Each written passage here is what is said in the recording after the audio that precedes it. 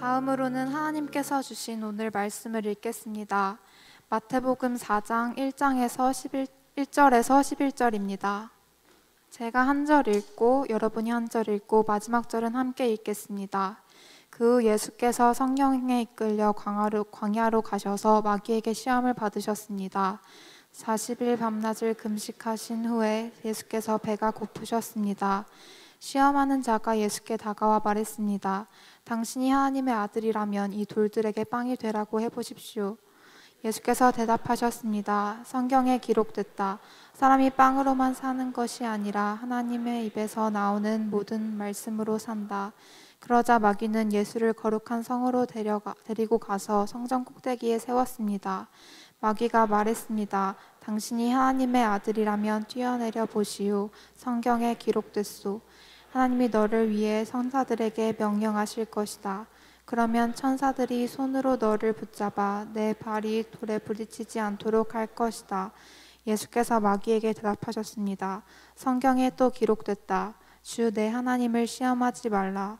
그러자 마귀는 다시 아주 높은 산 꼭대기로 예수를 데리고 가 세상 모든 나라와 그 영광을 보여주었습니다. 그리고 마귀가 말했습니다. 당신이 만약 내게 엎드려 경배하면 이 모든 것을 당신에게 주겠소. 예수께서 마귀에게 말씀하셨습니다. 사탄아, 내게서 물러가라. 성경에 기록됐다. 주 내 하나님께 경배하고 오직 그분만을 섬기라. 그러자 마귀는 떠났습니다. 그리고 천사들이 와서 예수를 섬겼습니다. 아멘. 네, 오늘 마태복음 4장 1절에서 11절까지의 말씀을 우리 순종의 승리라는 말씀으로 저와 여러분이 함께 은혜 받게 되기를 소망합니다.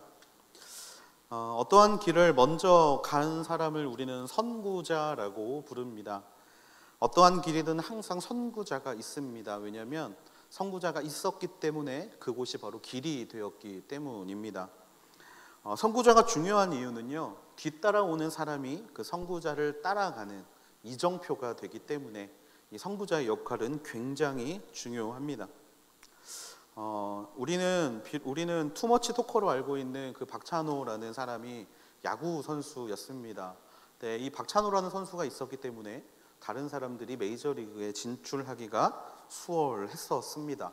마찬가지로 박세리라는 선수가 IMF 때 그 골프 하나로 사람들에게 감동을 준 것을 바라보면서 수많은 박세리 키즈들이 탄생해서 LPGA의 많은 부분을 한국이 차지하게 된 것도 무관하지 않습니다. 세계에서 가장 큰 인기와 경제 규모를 가지고 있는 영국 프리미어 리그도 원래는 한국인 불모지였지만 우리가 해버지라고 불리우는 박지성이 거기에 진출한 이후로 많은 한국인들이 그곳에 진출하는 것들, 그런 거를 바라볼 때 이 선구자들이 얼마나 중요한지를 우리는 깨닫게 됩니다. 선구자들의 그 길은 쉬운 길이 아닙니다. 없던 곳에 길을 만들어야 하기 때문에 수많은 시행착오를 겪어야 하고 수많은 어려움을 당합니다. 그리고 그들이 겪었던 그 어려움과 아픔들은 뒷사람에게 경험이라는 이름으로 전달이 되고 그 경험을 바탕으로 다음에 그 길을 걸어가는 사람들은 가이드를 삼을 수 있게 되는 것이죠. 신앙에서도 이 공식은 변함이 없습니다. 동일합니다. 신앙에는요, 분명히 선구자가 있습니다. 우리가 그 선구자들을 어디서 발견할 수 있냐면 바로 말씀에서 발견할 수 있습니다. 수많은 신앙의 선배들이 어떻게 살아왔는지, 또 어디를 향해 달려갔는지, 무엇을 보며 살아갔는지를 우리는 말씀을 통해 깨닫고 또 그들의 경험을 공유하면서 2020년 이 땅에서 신앙인으로 살아갈 수 있는 힘을 얻게 되는 것이죠. 엄마들에게는 영원히 계속되는 숙제가 하나 있습니다. 혹시 이것을 알고 있다면 여러분들은 충분히 엄마를 사랑하는 자녀들이라고 생각을 합니다. 뭐냐면 이따 뭐 먹지입니다. 이따 뭐 먹지. 저도 이제 어떻게 기회가 돼가지고 몇 년 동안 아이들을 제가 키우다 보니까요, 항상 이 고민을 같이 하게 되더라고요. 분명히 방금 아침을 먹었는데 점심에 뭐 먹어야지? 라는 고민을 시작합니다. 분명히 점심을 방금 먹었는데 저녁엔 또 뭘 먹이지? 라는 고민이 시작이 되고요. 그러다 보면 이 고민이 영원히 끝나지 않습니다. 마치 숙제처럼 끝나지 않아요. 정말 뜬금없는 이야기지만 여러분, 먹고 싶은 거를 말해주는 게 어머니한테는 도움이 됩니다. 그냥 아무거나 먹을게요 하지 마시고 꼭 말씀해 주시면 좋을 것 같아요. 어쨌든 신앙인들에게도 영원히 반복되는 질문이 하나 있습니다. 그것이 무엇이냐면 바로 그리스도인은 어떻게 살아야 하는가에 대한 질문입니다. 그리스도인은 어떻게 살아야 하는가? 우리는 매주 말씀을 보고 또 매주 설교를 듣고 그 다음에 매일 찬양을 부릅니다.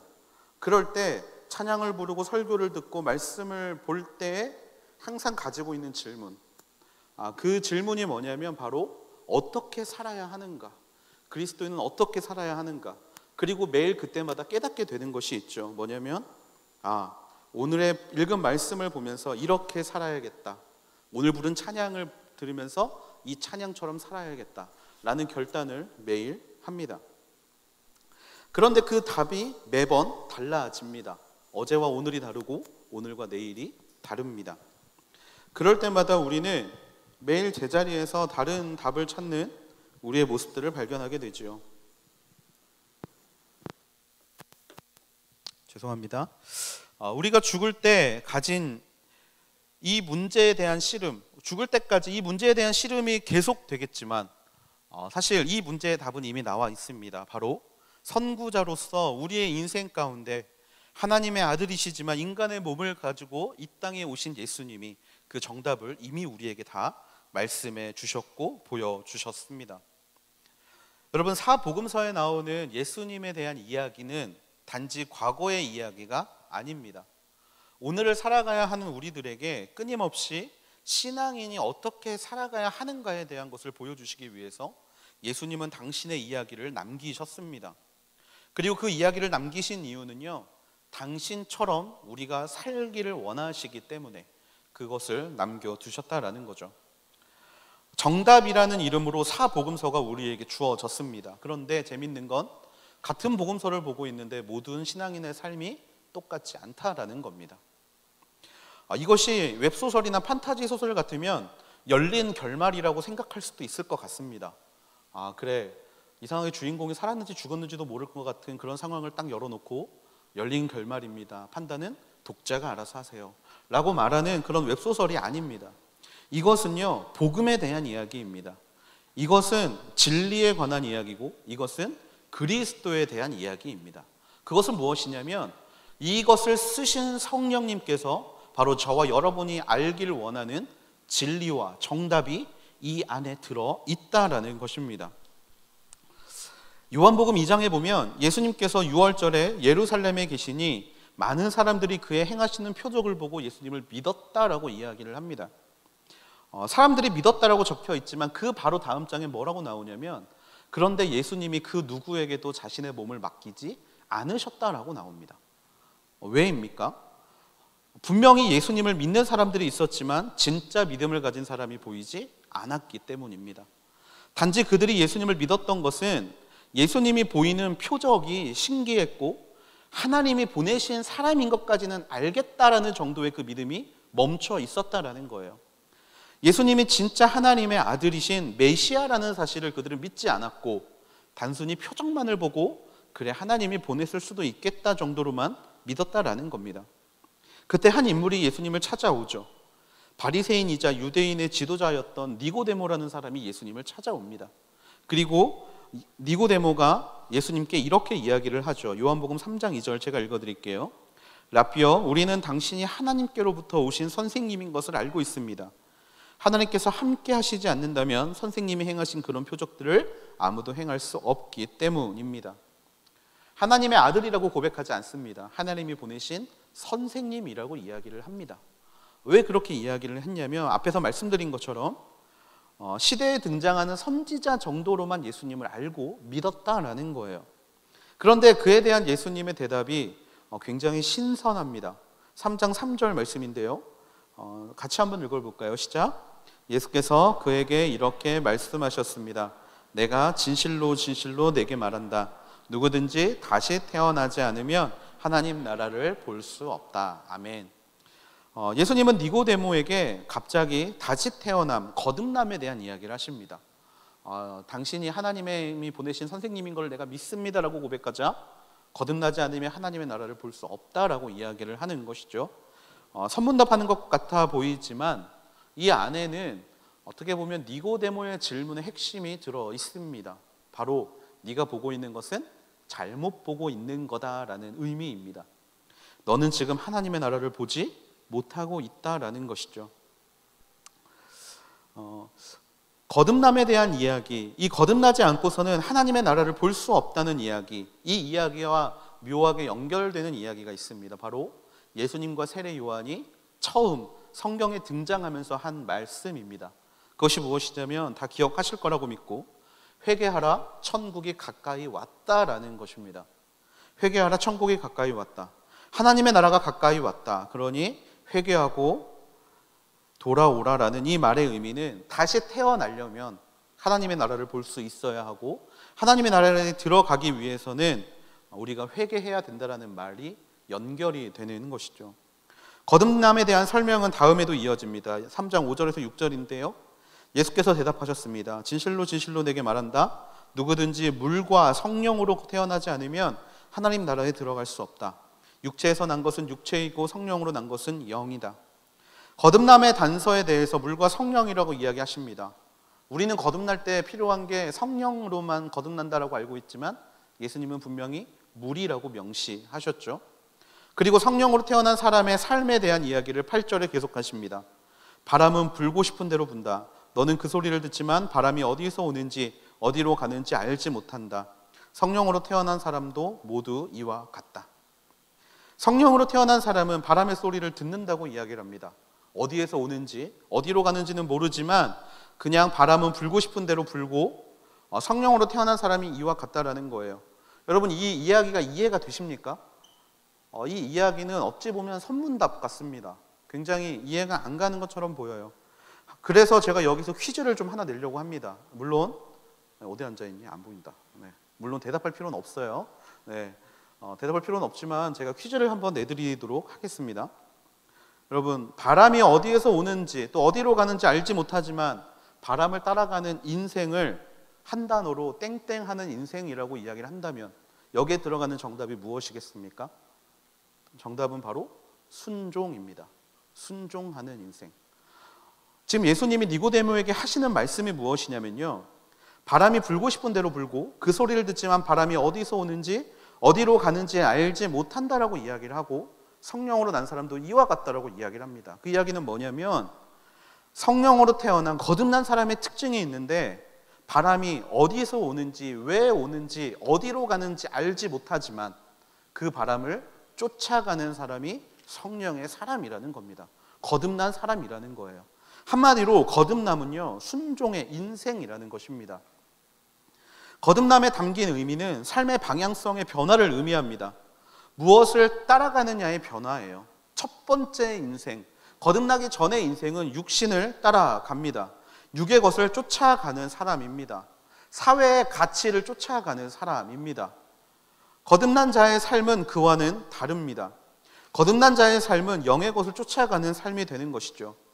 육신의 삶은 방향성을 내가 정하고 살아가지만 거듭난 자의 방향성은 오로지 순종의 삶으로 초점이 맞춰집니다. 이 자리에 앉아있는 저와 여러분이 그 신앙의 시작을 온전히 순종 안에서 이룰 수 있게 되기를 축복합니다.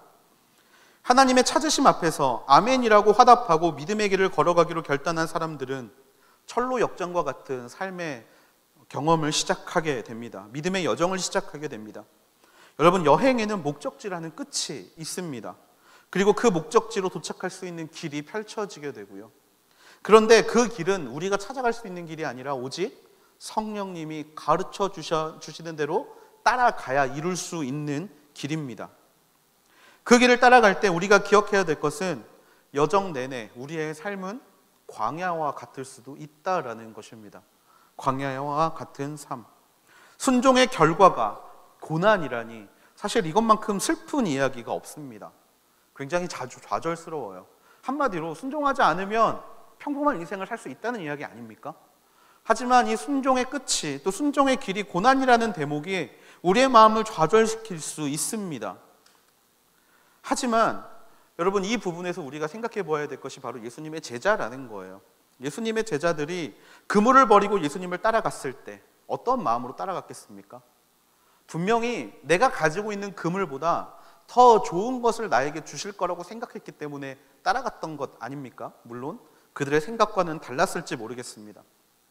실제로 예수님의 제자들은 요한을 제외한 전원이 순교를 했습니다. 그물을 버릴 때만 해도 그것을 생각한 사람은 아무도 없었을 것 같습니다. 그래, 순교하러 예수님 따라가야지. 하지만 그 끝에 순교였지만 그 제자들 중 어느 누구도 자신이 순교함을 감당하지 못했던 사람이 없다라는 거예요. 왜 그들은 그런 인생을 살았겠습니까? 바로 지금 당장 우리가 광야에 살고 있지만 그것이 순종하는 자에겐 중요하지 않다라는 것을 그들은 알고 있었기 때문입니다. 예레미야도 이 사실을 알고 있었어요. 그래서 하나님이 예레미야를 부르실 때 예레미야가 멘탈이 흔들립니다. 여기서 순종하면 나 너무 힘들 것 같은데. 그래서 예레미야가 이렇게 이야기를 하죠.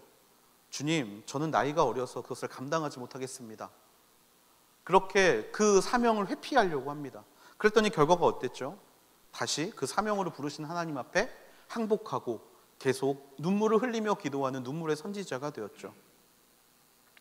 하나님이 우리에게 순종이라는 길을 요구하시고 순종의 길을 고난으로 이끌어 가시는 게 하나님이 약간 변태적 성향이 있어서 우리가 힘든 거를 보고 즐거워하시는 분이 아닙니다.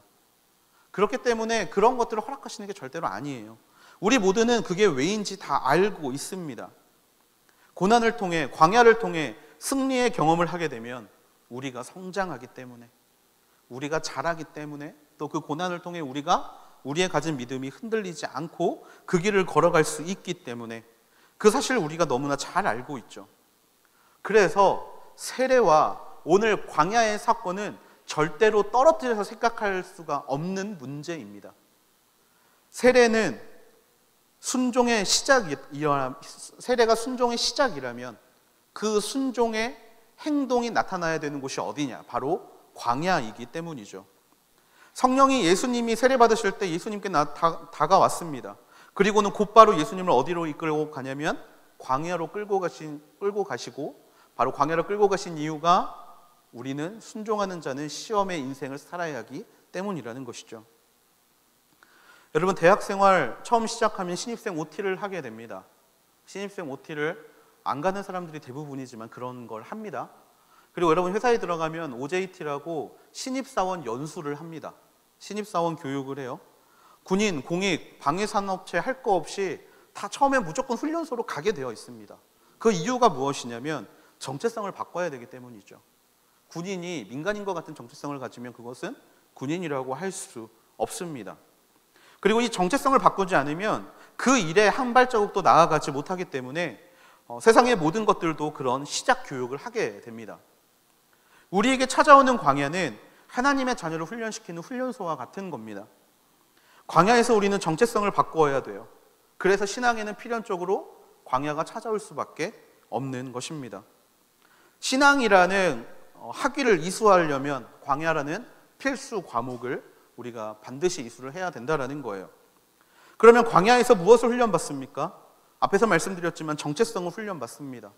올바른 하나님의 자녀로 살아가는 방법, 그리고 순종하는 자의 모습으로 살아가는 방법, 바로 그런 것을 훈련을 받는 것이고, 그 일에 조교가 되어주셔서 우리 예수님이 우리보다 먼저 그것을 감당하셨다라는 겁니다. 물론 믿는 자들과 믿지 않는 자들 모두에게 광야는 찾아옵니다. 하지만 의미가 다릅니다. 믿지 않는 자들에게 광야는 난 단순히 어려움의 시간이에요. 그냥 힘든 시간, 그냥 인생에 다운되는 시간. 하지만 신앙인들에게는 적어도 이 광야가 의미가 있어야 한다라는 거예요. 연단의 장소, 훈련의 장소, 그런 장소가 바로 광야라는 것입니다. 광야에서 예수님이 받으신 시험은 그래서 정체성의 시험입니다. 많은 사람들 앞에서 하나님의 아들이라고 인정을 받으셨습니다. 하늘 문이 열리고 이는 내 사랑하는 아들이다라는 하나님의 목소리를 하나님이 직접 들려주셨습니다.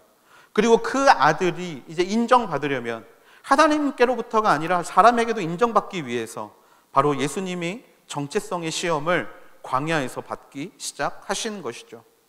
다시 말씀드리지만 세례가 순종의 시작이라면 이 광야는 어떻게 순종했는가에 대한 순종의 내용입니다. 그래서 우리가 세 가지를 좀 함께 보기를 원하는데요. 첫 번째입니다. 삶의 채우심을 믿어라입니다. 같이 한번 따라해 볼까요? 삶의 채우심을 믿어라.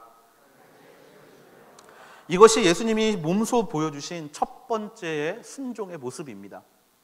2절에서 4절까지 말씀인데요, 같이 한번 읽어볼까요? 시작. 40일 밤낮을 금식하신 후에 예수께서 배가 고프셨습니다. 시험하는 자가 예수께 다가와 말했습니다. 당신이 하나님의 아들이라면 이 돌들에게 빵이 되라고 해보시오. 예수께서 대답하셨습니다. 성경에 기록됐다. 사람이 빵으로만 사는 것이 아니라 하나님의 입에서 나오는 모든 말씀으로 산다. 아멘. 사단의 공격은 인간으로서의 정체성의 공격이었습니다. W. 글래서라는 심리학자가 사람의 뇌의 기능과 욕구를 연결해서 1997년에 낸 논문이 있습니다. 그 중에 생존 욕구에 대한 부분에 대한 이야기가 있는데요, 가장 거절할 수 없는 욕구, 가장 물리치기 어려운 욕구가 바로 이 생존 욕구라고 합니다. 그 중에 대표적인 게 바로 식욕이죠. 안 먹으면 굶어 죽는다는 두려움.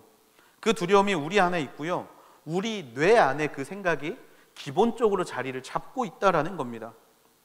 그래서 먹은 것이 오버가 되면 우리 몸이 저장을 하는 습관이 그래서 생긴다라는 거예요. 저를 보시면 아시겠지만 저의 아내는 6개월을 굶어도 제가 살 수 있는 칼로리가 저장이 되어 있습니다. 병원에 갔더니 저한테 그렇게 이야기하더라고요. 제가 그래도 매 끼가 배고픕니다 그랬더니 환자분은 6개월 안 먹어도 살 수 있습니다. 그래서 그 말을 믿어야 되나 지금 되게 고민을 좀 많이 하고 있는데요. 이 사람의 몸이 그렇게 되어 있다는 거예요. 기본적인 욕구입니다. 먹고 살아야겠다는 욕구. 이 사람의 정체성에 대한 공격을 시작할 때 욕구의 공격일 때가 많습니다. 돌을 보고 떡이 되게 하라는 이 말에는요, 사람의 기본 욕구가 가장 우선한다는 전제가 깔려 있는 거죠. 이럴 때 떠오르는 우리의 대표적인 합리화가 있습니다. 그냥 잘 먹고 다 먹고 살자고 하는 거 아닌가? 라는 합리화. 그 이름으로 우리는 수없이 이 생존 욕구에 대한 것들을 합리화를 하면서 살아왔습니다. 그런데 예수님의 행동은 우리와 좀 달랐습니다.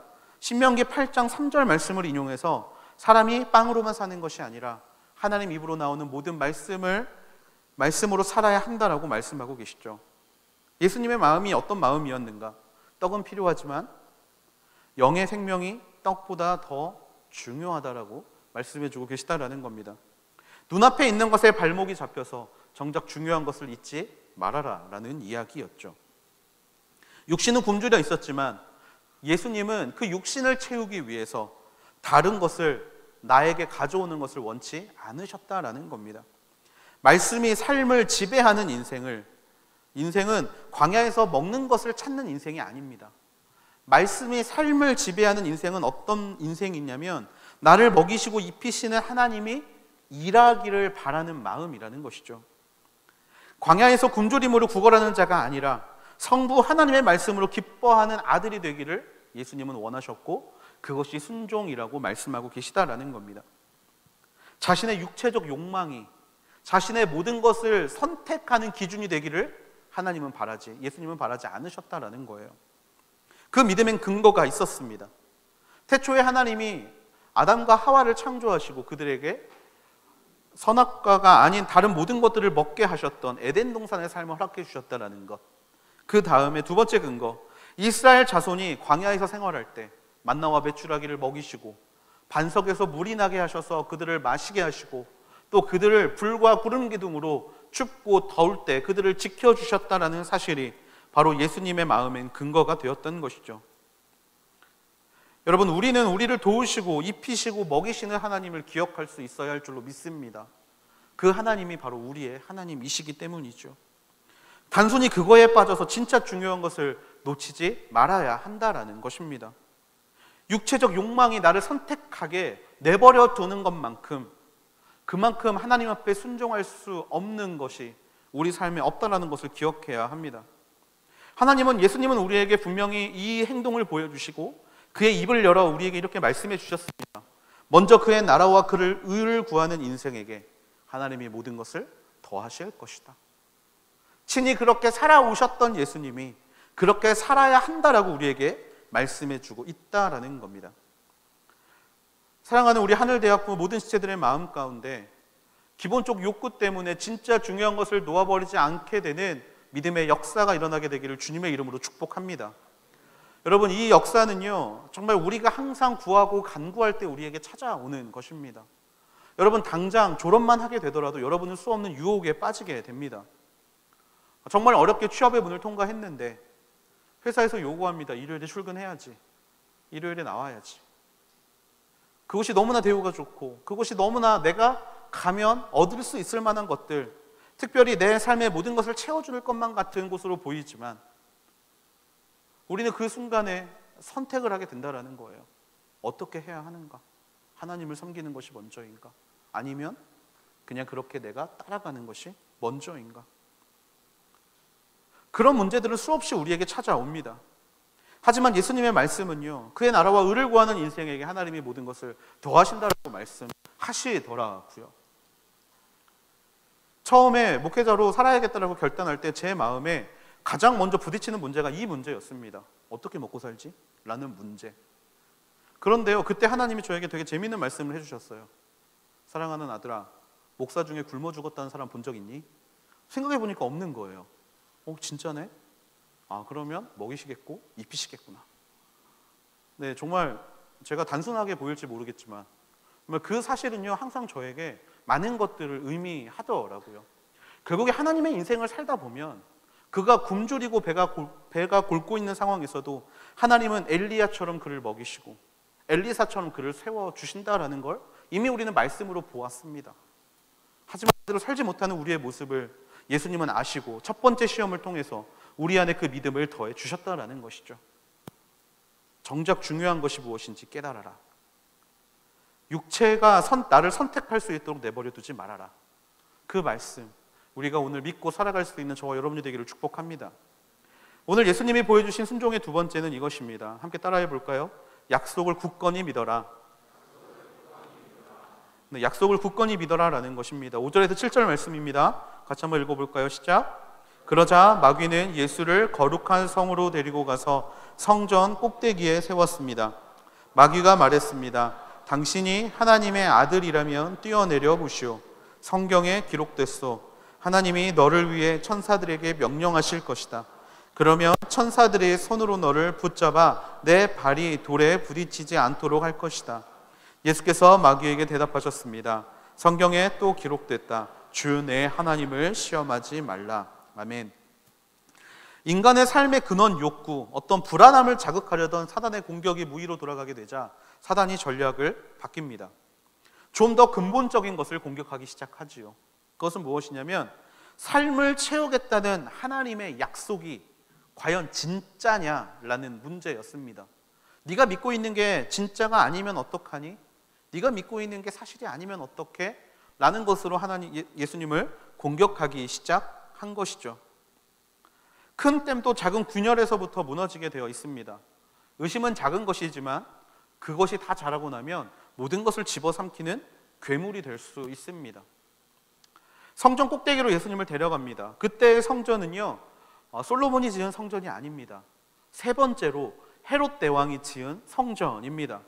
이 성전은 마가복음 13장 1절에 보면 그 성전을 본 자가 누구나 감탄하지 않을 수 없다라고, 너무나 아름답게 지었던 성전이고 지금으로 따지면 15층 아파트 규모의 엄청난 큰 높이를 가지고 있었던 성전이 바로 이 헤롯의 성전이었습니다. 그 성전 꼭대기에서 사단은 직접적으로 말씀을 인용해서 유혹을 합니다. 시편 91편 말씀이죠. 하나님이 너를 위해 천사들에게 명령하실 것이다. 그러면 천사들이 손으로 너를 붙잡아 내 발이 돌에 부딪히지 않도록 할 것이다 라는 말씀을 가지고 예수님을 공격합니다. 근데 여러분, 이 91절 말씀, 시편 91편 말씀은 원래 순종하는 자가 하나님을 신뢰하는 마음으로 부르는 찬송시입니다. 무슨 말이냐면 기본적으로 그렇게 하실 것을 내가 믿습니다라는 말로 고백을 하는 거를 말을 살짝 바꿔서 그렇게 할지 잘 모르니까 한번 그렇게 한다고 했으니까 한번 하나님 시험해보면 어때? 라고 공격하고 있는 것이죠. 순종하는 자들에게 사단의 공격, 찾아오는 이 사단의 공격, 바로 과연 그럴까 하는 공격, 과연 진짜로 그럴까라는 공격. 사실 이런 공격들이 우리를 수도 없이 무너뜨리고 마음을 어렵게 합니다. 여러분들이 여기에서 신앙생활을 잘 하시고 이제 청년부에 올라가면 제가 계속 취업 이야기를 말씀을 드리는데, 이 취업이라는 문제가 저 너무나 크게 다가옵니다. 한 지체는요, 저에게 4년 동안 연락을 했습니다. 그래서 한 번 떨어지면 전화가 오고, 한 번 떨어지면 전화가 오고, 목사님 도대체 하나님의 뜻은 무엇일까요? 계속 전화가 오면서 왜 저는 안 될까요? 친구들은 다 취직하고 살아가는데 왜 저는 안 될까요? 그럴 때마다 저는 계속 이렇게 이야기를 하죠. 너 하나님 믿어? 너 하나님 믿어? 하나님이 너를 지켜주실 거를 믿어? 인도해 주실 거를 믿어? 좀 더 믿음으로 기다려보자. 믿음으로 기다려보자. 계속해서 이것들이 반복이 되는 순간들이 찾아옵니다. 멀리 그 친구의 예를 들 것뿐만이 아니라 저에게도 그런 일들은 끊임없이 찾아왔고, 정말 엎친 데 덮친 격으로 계속해서 제 안에 그것들에 대한 공격이 너무나 컸다라는 거예요. 제가 한번 말씀에도 이야기를 드렸지만, 저희 아내가 이제 병이 생기고 나서 왜 이런 일이 나한테 벌어지는가에 대한 진짜 고민을 시작을 하던 찰나에 전주에 계신 어머니가 교통사고가 났다라는 연락을 받습니다. 아내가 이제 확진 판정을 받고, 아내가 이제 이제 치료를 해야 된다는 이야기를 받고 한 4일쯤 됐을까요? 전주 어머니한테 손을 좀 벌리고 싶어서 전화를 하려던 찰나에 전주에서 먼저 전화가 오는 거예요. 어머니가 교통사고에 나서 병원에 입원하셨다는 이야기였어요. 엎친 데 덮친 게 이런 거구나 생각을 하고 있었는데, 갑자기 그 순간에 또 서울에 있는 강동 성심병원에서 전화가 옵니다. 장모님이 쓰러지셨다고 전화가 와요. 아내는 병원에 있고 어머니는 교통사고가 당했는데 장모님은 또 쓰러지셨다고 병원 응급실로 오라는 전화를 받습니다. 그 전화를 받고 2시간 뒤에 갑자기 은성이가 또 아파서 쓰러졌다는 연락을 받아요. 그러니까 이게 엎친 데 덮치고 덮친 것뿐만이 아니라 위에서 깔아 뭉개고 완전히 밟아버리려는 상황들이 계속되니까 제가 제 멘탈을 견디기가 너무나 힘든 거예요. 그래서 하나님한테 이렇게 기도했습니다. 하나님, 여태껏 어떤 어려움이 와도 잘 견디고 약속 믿으면서 살아왔다라고 생각하는데 과연 그 약속이 진짜입니까? 그 약속이 진짜입니까? 제가 어떻게 해야 됩니까? 라는 이런 기도를 하나님 앞에 드린 적이 있어요. 근데 사람이 그렇습니다. 사람이 무너지기가 너무나 쉬워요. 작은 의심에서부터 시작합니다. 하나님이 나를 사랑하지 않는 건 아닌가? 하나님이 나를 버리신 건가? 하나님이 나를 더 이상 모른다고 하시는 건 아닌가? 그런 마음의 어려움들이 자꾸 우리의 마음에 찾아오게 된다라는 거예요. 이 시험하는 마음은 어떤 마음이냐? 혹시나 하는 마음입니다. 혹시나 하는 마음. 사람은 누구나 확인받고 싶어 하죠. 혹시나. 그런데 여러분, 여기서 우리가 기억해야 될 게 있습니다. 믿음의 주체는 내가 아니라 하나님입니다. 주체를 시험하는 사람은 없습니다. 직원이 사장을 시험하는 거 말도 안 되는 소리죠. 그랬다가는 조용히 인사하고 돌아가야죠. 마찬가지예요. 우리는 객체고 또 우리는 하나님을 믿는 존재이지 하나님을 시험할 수 있는 존재가 아니라는 겁니다. 예수님은 이때뿐만이 아니라 모든 순간 가운데 하나님의 약속을 의심하시지 않으십니다. 묵묵히 그 길을 한 점 흐트림 없이 걸어가시죠. 사단은 정죄와 혼란의 씨앗을 심어서 약속을 계속해서 의심하게 합니다. 그런 의심의 순간 어떻게 우리가 이길 수 있겠습니까? 그 의심하지 않기 위해서 하나님이 우리에게 주신 것이 있습니다.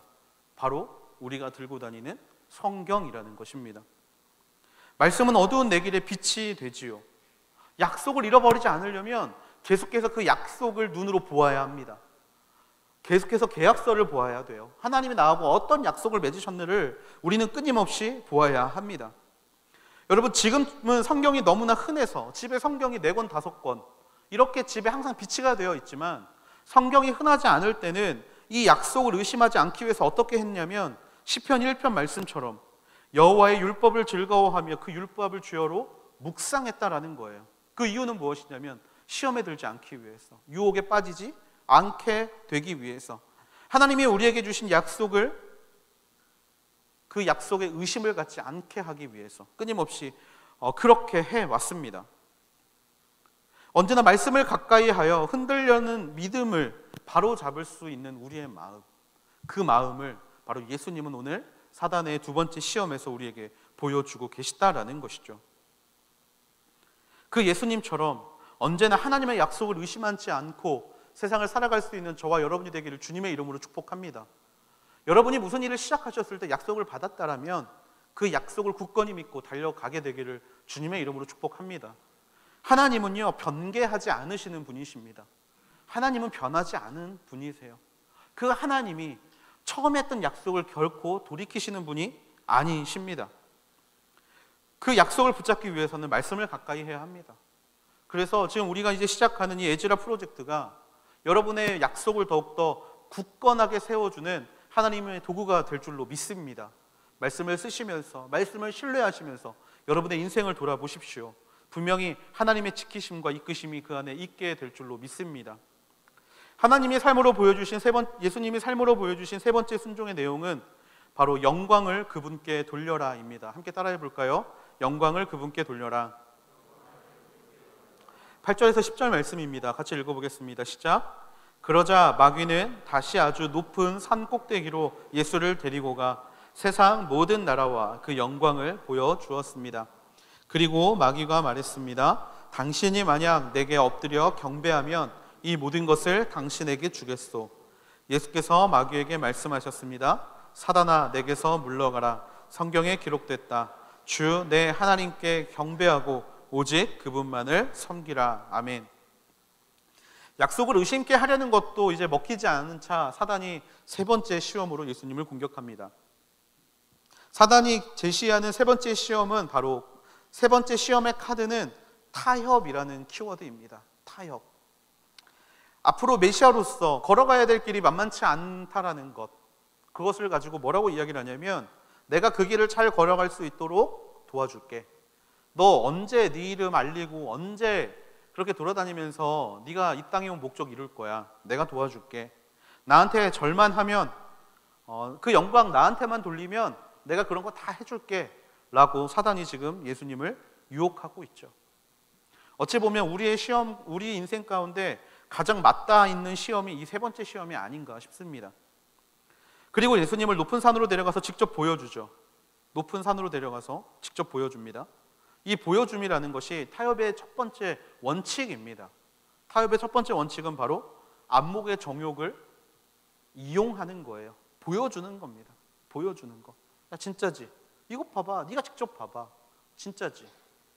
그렇게 공격을 하는 것이죠. 그런데 사실 사단에게 절하면 이 모든 나라와 영광을 갖게 될 수 있을까를 우리가 한번 생각해 봐야 됩니다.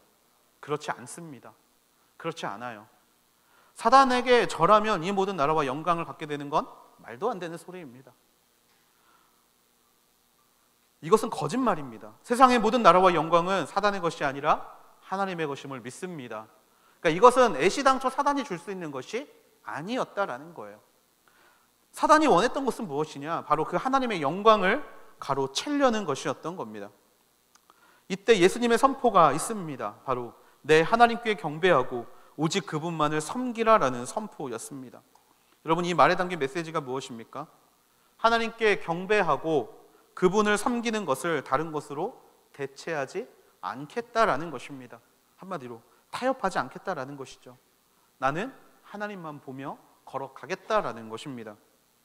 좋은 게 좋은 거지, 편하게 가는 게 좋은 거지, 그런 말이 세상 살 때 유용한 말처럼 들릴지 모르겠지만 신앙에서 이것은 분명한 독입니다. 신앙은 편하려고 하는 것이 아닙니다.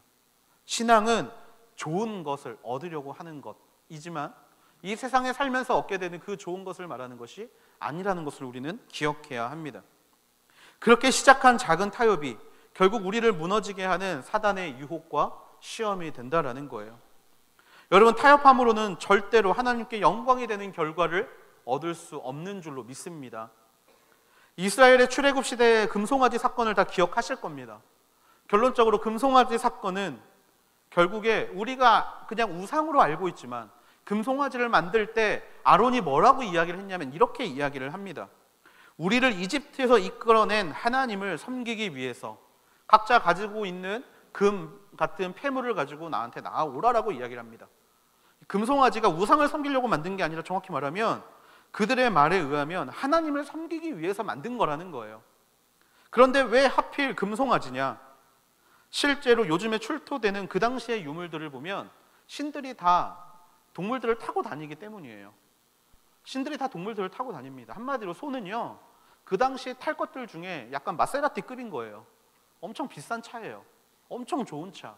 그래도 이 백성들이 하나님이 타시는 동물인데 제일 좋은 걸로 하자 그래서 송아지를 만든 겁니다.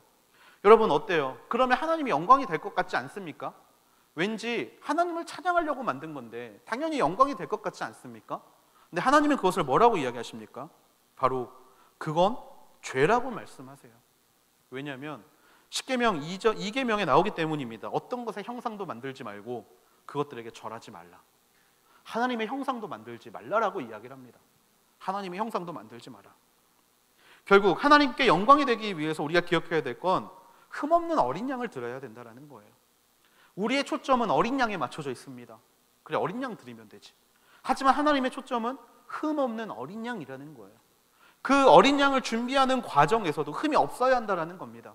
온전한 거룩, 오늘날로 말하면 과정의 거룩, 그 거룩을 하나님은 분명히 우리에게 말씀하셨는데 사단은 바로 그 흠없고 온전한 거룩을 자꾸 타락시킨다라는 겁니다.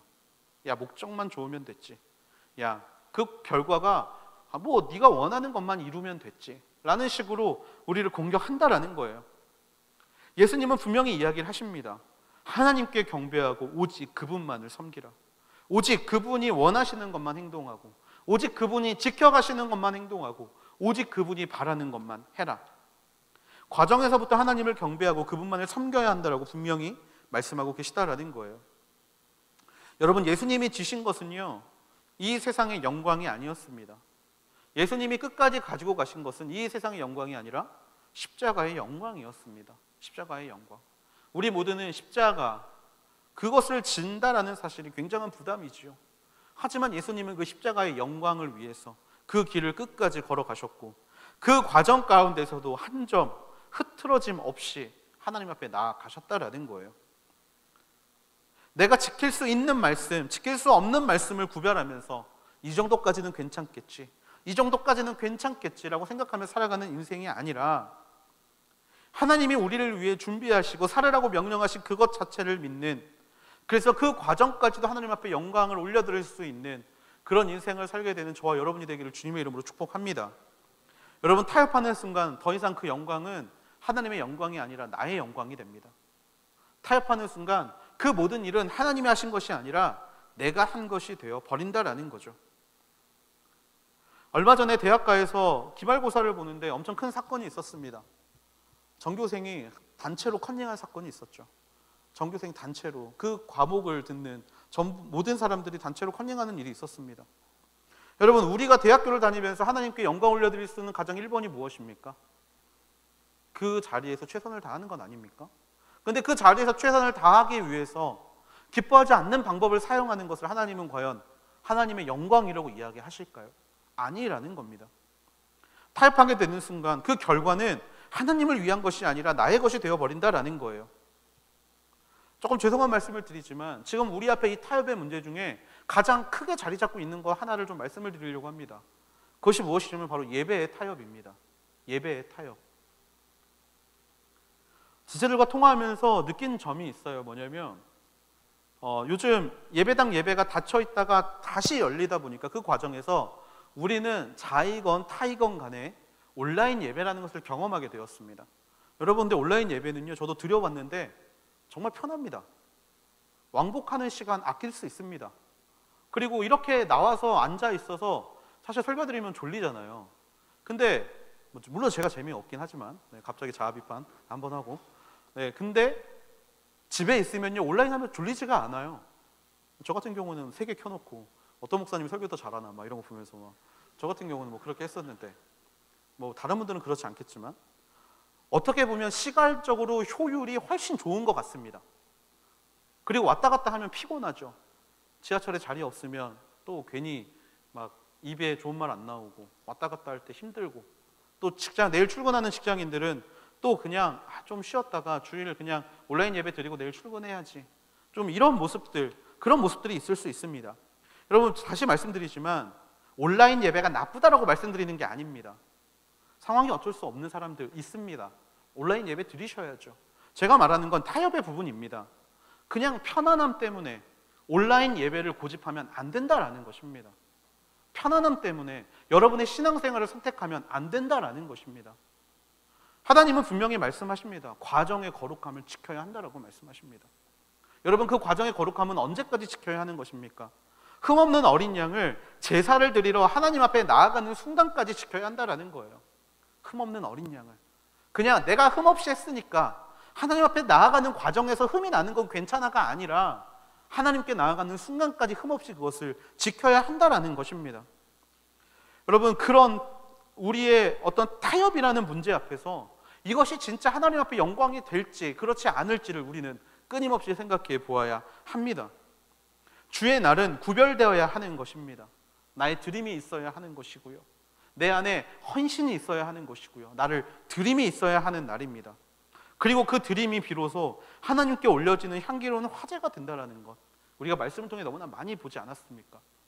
여러분, 적어도 정말 이 자리 가운데 앉아있는 저와 여러분은 세상과 타협하지 않게 되기를 주님의 이름으로 축복합니다.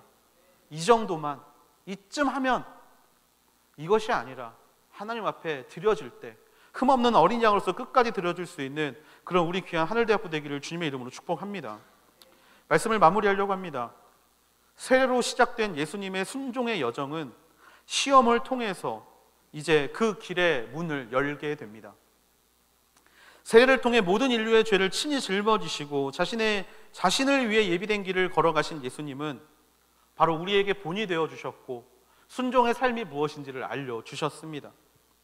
이제 그 여정의 길을 저와 여러분이 걸어가야 합니다.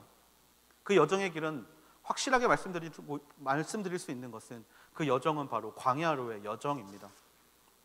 그 광야는요, 결국에 우리들을 힘들게 하고 우리에게 우리가 넘어질 수 있을 만한 시험들을 준비해 놓습니다. 하지만 그 순간 가운데 우리는 예수님의 시험을 기억하면서 순종함이 그 시험을 어떻게 이기는지를 기억하며 살아가야 할 줄로 믿습니다. 사단이 지금 떠난 것 같아 보이지만 사단은 지금 잠깐 떠난 겁니다. 누가복음 4장에 보면 사단이 다시 등장하죠. 다시 등장합니다. 다시 우리 앞에 나타납니다. 그럴 때마다 사단은 끊임없이 우리 앞에 나타날 겁니다. 왜냐하면 우는 사자와 같이 삼킬 자를 두루 찾아다니기 때문에 사단은 끊임없이 순종의 비순종적인 모습이 들어가 있다면 우리를 걸려 넘어지게 하기 위해서 끊임없이 우리를 찾아올 것입니다. 그런데 여러분, 그때 한 가지를 기억할 수 있게 되기를 바랍니다. 사단이 그렇게 예수님을 유혹할 때 찾아오지 않았던 그 시험이 사단이 물러가자마자 천사의 모습으로 예수님께 왔다라는 사실을 기억할 수 있게 되기를 바랍니다. 그 이야기는 결국 이미 하나님이 모든 것을 준비해 놓으셨다라는 거예요. 어떤 자에게 그것을 준비해 놓으셨는가? 바로 순종하는 자에게 그것을 준비해 놓으셨다라는 것입니다. 내 삶을 하나님이 채우실 것을 믿게 되는 우리 귀한 하늘대학부 되기를 주님의 이름으로 축복합니다. 약속을 의심하지 않고 끝까지 그 약속의 완주를 해낼 수 있는 저와 여러분이 되기를 주님의 이름으로 축복합니다.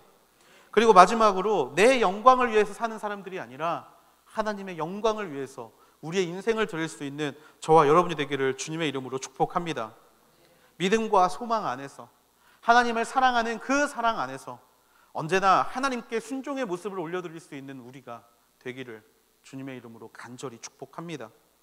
이 시간에 함께 기도하기를 원하는데요, 우리가 함께 통성으로 기도할 수는 없지만, 우리가 입을 열어 기도할 수는 없지만 우리의 마음으로 하나님 앞에 함께 결단하며 나아가게 되기를 원합니다. 이 시간 먼저 기도할 때 하나님, 순종의 삶을 살아갈 수 있는 그런 믿음의 자녀가 바로 내가 되게 하여 주시옵소서. 아버지, 그동안 순종의 삶을 살아간다라고, 그리스도인의 삶을 살아간다라고 아버지 그렇게 살아왔지만 바람이 어디에서 오는지 그것이 궁금했고, 어디로 가는지가 궁금했고, 바람이 왜 나에게 부는지가 궁금했던 우리의 모습을 주여 이 시간 내려놓게 하여 주시옵소서. 아버지 하나님, 예수님께서 사단에게 시험을 당하실 때 그 시험은 예수님이 연약해서 당하신 시험이 아니라 바로 연약한 우리들을 위하여 친히 모범을 보이시기 위하여 그 일을 감당하신 줄을 믿습니다. 아버지, 특별히 삶을 채우시는 하나님을 신뢰하며 나아가는 아버지 그런 내가 되게 하여 주시옵소서. 아버지, 그 신뢰가 아버지 흔들리지 않는 반석 위에 서 있는 내가 되게 하셔서 아버지 약속을 의심하지 않는 내가 되게 하여 주시옵소서. 그리고 아버지 그 믿음을 가지고 아버지 하나님이시여 우리의 삶 전체가 아버지 거룩으로 세워지게 하시고 아버지 그 거룩한 과정을 통하여서 하나님께 친히 영광 올려드릴 수 있는 믿음의 자녀가 되게 하여 주시옵소서. 그렇게 우리의 인생을 순종의 삶으로 예수님이 살아가신 선구자라서 달려가신 그 길을 쫓아갈 수 있는 그런 믿음의 자녀가 되게 해달라는 고백을 우리가 이 시간 하나님 앞에 올려드리게 되기를 원합니다. 말할 수 없지만 가슴속으로 하나님 앞에 결단하며 이 시간 우리가 하나님 앞에 함께 기도함으로 나아가시겠습니다. 기도하시겠습니다.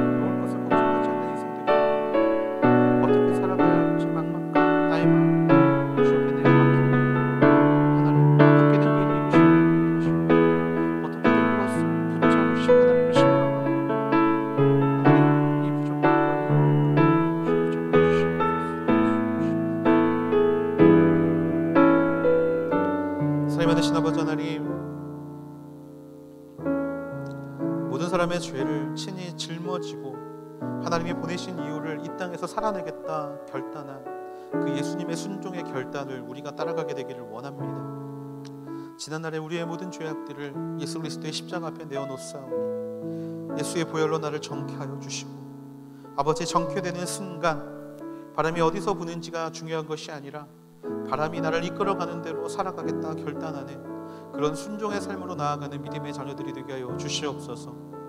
아버지 특별히 아버지 순종의 결과는 아버지 이 땅의 시험인 줄을 믿습니다.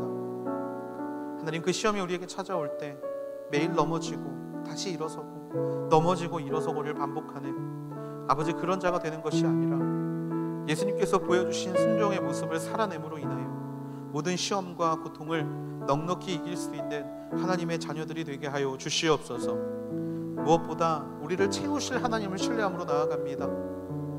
아버지 하나님 사람이 떡으로만 살 것이 아니요 하나님의 입에서 나오는 모든 말씀으로 살 것이다 말씀하신 그 말씀을 붙잡고 나아가오니 아버지 근원적인 욕구들이 아버지 하나님이시여 우리에게 많은 것들을 이야기한다 할지라도 그것들 때문에 진짜 중요한 하나님을 놓아버리는 그런 아둔함을 범하지 않는 믿음의 자녀들이 되게 하여 주시옵소서. 아버지 또한 우리의 하나님과 우리의 약속을 흔드는 수많은 시험들로부터 나를 굳세게 지켜 주시옵소서. 아버지 하나님 끊임없이 아버지 조그마한 의심의 시험들이 나를 찾아올 때가 있습니다.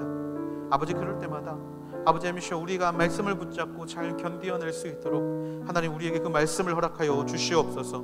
말씀을 가까이 하게 하시고 또 말씀을 쓰는 아버지의 모든 시간들을 통하여서 그 말씀이 나의 반석이 되게 하여 주시고 반석 위에 세운 믿음이 흔들리지 않는 것처럼 언제나 그 말씀이 나를 흔들지 않도록 아버지 하나님이시여 굳건히 서게 되도록 끊임없이 나를 이끌어 주심을 믿고 그렇게 하나님 앞에 달려갈 수 있는 믿음의 자녀들 되게 하여 주시옵소서. 아버지 특별히 마지막으로 기도하는 것은 결국에는 우리의 삶의 방향은 나의 영광을 위해 사는 것이 아니라 하나님의 영광을 위해 살아야 될 줄로 믿습니다. 아버지 그 과정 가운데 세상과 타협하지 않는 믿음의 자녀들이 되게 하여 주시옵소서. 아버지 타협하지 않게 하시옵소서. 아버지 나의 영광을 위하여 그것들을 아버지 탐내지 않는 믿음의 자녀들이 되게 하여 주시옵소서. 언제나 최우선의 가치가 하나님임을 기억하고 하나님이 아닌 다른 것들이 섞이지 않는 아버지 그래서 내가 정금과 같이 주 앞에 나아갈 수 있는 믿음의 자녀가 되기를 소망합니다. 아버지 그런 순종의 길을 걷는 자에게 시험은 더 이상 시험이 아니라 정말 하나님이 나와 함께 한다는 사실을 발견하는 그런 기쁨의 시간이 될 줄로 믿습니다. 아버지 순종으로 시험을 이기신 예수님의 모습을 언제나 따라가는 우리들이 되게 하여 주시고 그 예수님이 우리에게 보여주신 그 본을 언제나 우리의 인생 가운데 살아낼 수 있는 믿음의 하늘대학부 되게 하여 주시옵소서. 아버지 또 한 주가 시작됩니다. 아버지 한 주를 살아갈 때 아버지 순종이 시험을 이긴다라는 사실을 언제나 기억하면서 아버지 육체가 나를 이끄는 삶이 아닌 내 영이 내 안에 있는 성령이 나를 이끄는 삶을 살아갈 수 있는 귀한 하나님의 자녀들이 되게 하여 주시옵소서. 그렇게 하신 하나님께 모든 영광과 찬양 올려드리며 사랑이 많으신 예수님의 이름으로 감사하며 기도드렸습니다. 아멘.